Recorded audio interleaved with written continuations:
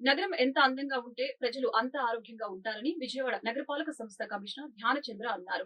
ఈ రోజు ఉదయం ఆయన నగరంలోని పలు కీలక ప్రాంతాల్లో పర్యటించి పారిశుద్ధ్య నిర్వహణను క్షేత్రస్థాయిలో పరిశీలించారు. రహదారుల వెంట చెత్తబుట్టలు ఏర్పాటు నుంచి అక్రమ ఫ్లెక్సీల తొలగింపు వరకు అధికారులకు కీలక ఆదేశాలు జారీ చేశారు. విజయవాడను సుందర నగరంగా తీర్చిదిద్దే లక్ష్యంతో మున్సిపల్ కమిషనర్ ధ్యానచంద్ర క్షేత్రస్థాయిలో పర్యటించారు. శనివారం ఉదయం ప్రకాశం బ్యారేజీ, కెనాల్ రోడ్డు మరియు ఎంజీ రోడ్డు ప్రాంతాల్లో పారిశుద్ధ్య పనుల్ని ఆయన స్వయంగా తనిఖీ చేశారు.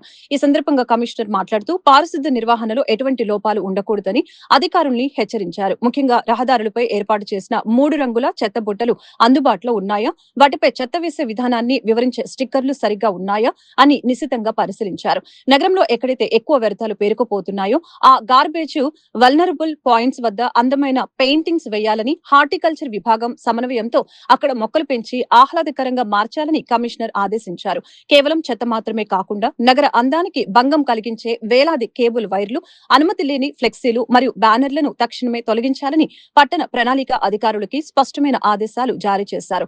ఇంజనీరింగ్, ప్రజారోగ్యం మరియు హార్టికల్చర్ విభాగాలు సమన్వయంతో పనిచేసి విజయవాడను క్లీన్ సిటీగా నిలబెట్టాలని ఆయన పిలుపునిచ్చారు.